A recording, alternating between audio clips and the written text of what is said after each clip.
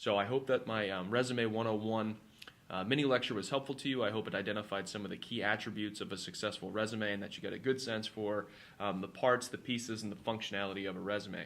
I want to reinforce to you that each employer deserves a customized resume. So if you're applying to multiple jobs, it's incumbent upon you, and it's important that you tailor fit that resume to meet their needs. And that means that you should make your resume responsive to what they do, how they do it, who they do it for.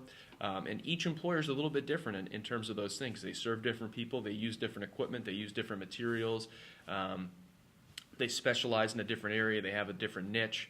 And so it's really important for you to customize your resume to meet those needs and to highlight those things. And we get that intelligence and we get that data from the job ad.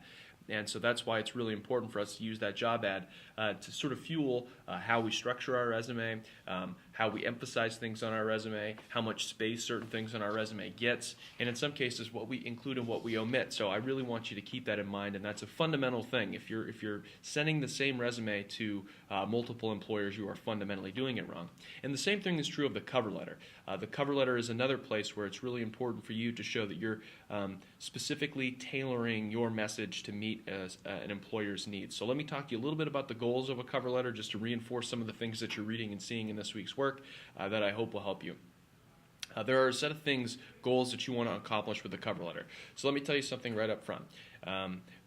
Historically, the cover letter was usually read before the resume, but in a day and age where we are it's more and more common for us to deliver these documents digitally, that process becomes less predictable. So what that tells us is that we have to allow our resume and cover letter to function almost independent of each other. They can't be too intertwined or too interdependent because there's a good chance that the reader may read the cover letter first, but there's an equally good chance that they'll read the resume first, and so we need them equally to be strong.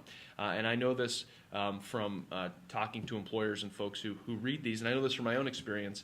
Sometimes I just read the one that's listed first in the email attachment or in the portal, and so it's really important for us to keep that in mind. They can't be too inextricably linked. We have to make sure that they work independent of one another. So with our cover letter, there's a few things that we really need to pay attention to. First and foremost, we should use the cover letter as a way of giving the reader a lens through which to read our resume and understand us. We need to highlight through the cover letter what we think are our most exceptional or unique skills. In marketing, we call this our unique selling propositions. And so it's our chance to, through language, identify what makes us exceptionally and uniquely qualified when we're compared to other people in the job market. So what blend of skills, experience, credentials, licenses, education do we have that separates us from others on the market? And it's really important to identify those and think about what makes you unique, because chances are you're going to be applying against a lot of people who are qualified. So your job is not simply to be qualified, it's to be exceptionally and uniquely qualified, and I want you to keep that in mind. And so we need to identify that very early in the cover letter. So we want to do that. That's definitely something we want to do. We want to, in a succinct sentence or two, we want to name the things that make us exceptionally and uniquely qualified. The other thing that we want to make sure that we do is show compatibility and knowledge of the company. So, and this is really important.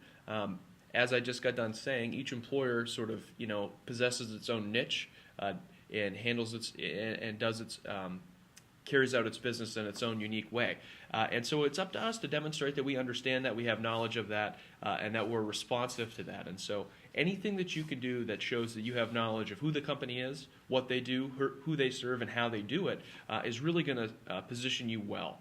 And so somewhere in the letter, it doesn't really matter where it is, it's important for you to demonstrate that type of knowledge. Again, that's going to it's going to differentiate you from other people on the job market, because the majority of people create a generic cover letter and they just simply change who it's addressed to and they send it out. There's no tailoring there. So it's really important for you to do that work, because it'll automatically put you in the top 25% of applicants.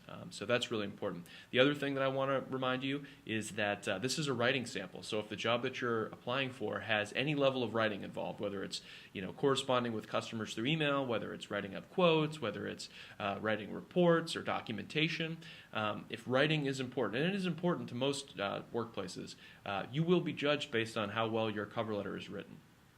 And so it's really important to keep that in mind, that in addition to doing the work that I just identified of highlighting your unique selling propositions or the things that make you exceptionally qualified or uniquely qualified, and of showing compatibility with the company. It's also really important for you to take the writing seriously here. You need to communicate clearly, you need to communicate effectively. And part of that is making sure that you're showing, not telling. So you're going to make a series of claims about yourself, about your qualifications, about your experience, about your favorable personal qualities, your supporting or your soft skills. And it's really important for you, as we see in the example of the revised cover letter for this week, that you give some evidence of what that looks like. So if you are telling me that you are comfortable working independently in a fast-paced environment, show me what that looks like. Don't just tell me. Anybody can tell the employer something. I can make any number of bold claims about myself, but one of the things that we know, and probably one of the things that you learned in high school English classes or other English classes that you've taken, is that anytime we make a claim when we're trying to be persuasive, we need to support that claim with clear, compelling evidence.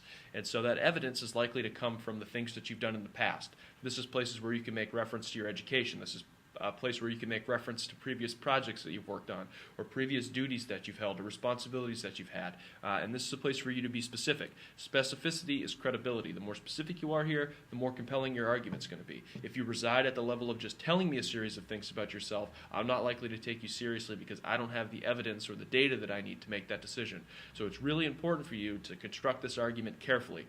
And so I want you to take heart and do that. And then the final thing that I want you to keep in mind is that you have the opportunity to show some level of enthusiasm here, right?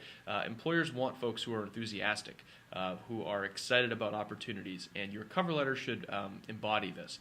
That doesn't mean that you have to be gratuitously enthusiastic and be a cheerleader for the company, but it does mean that you need to show that you're ready to do this and that you're excited to do this. And really what an employer wants to see, and one of the things that you can prove through a cover letter, is that it's going to be a good fit. And you can do that through all of the ways that I just mentioned.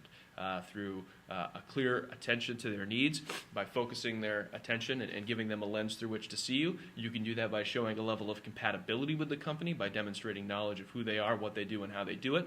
You can do this by carefully writing and constructing your argument in a compelling way.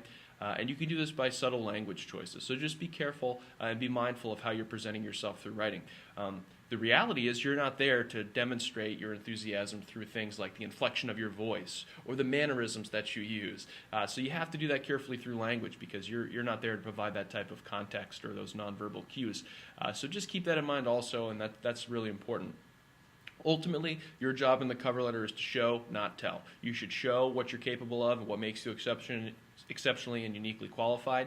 And if you do that, you're going to be in a pretty good spot. I think that you'll learn a lot about what an effective cover letter looks like through the power of revision exercise that we're doing, because the first version of that letter is very generic. It uses language that's relatively abstract. We can't really, ultimately what somebody should be able to do is read your cover letter, and they should be able to envision, and they should have an image of who you are and what you're capable of. When we use abstract, generic language, it's very hard to construct that image. So in some ways, a cover letter is like a portrait. It's a day in the life. It's giving us some sense of what you're capable of, and the way that we do that is through using concrete, specific language, which you'll see that they don't do in the first version of the cover letter in the power of revision exercise. The language is very abstract. It's hard to imagine. It doesn't create that image in the reader's mind. The second version, while it may go a little bit over the top and it's not perfect, I think does a much better job of showing what the writer is capable of to the reader. And that's ultimately the impression that we want to leave. So be on the lookout for the comments on your resume.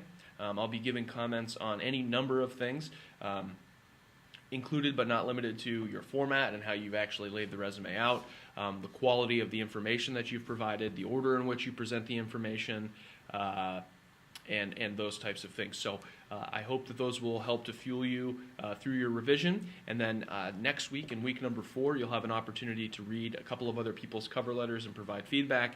And then I will be actually collecting these and grading these. And so my goal, as I've said, is that you will leave this class not only with an understanding of what a resume and cover letter are, but ultimately you will have in hand the best version of each of those documents you'll ever have. So that's it, and I look forward to checking out everybody's resumes, and if you need anything at all, don't hesitate to call, text, or email. Thanks. Bye.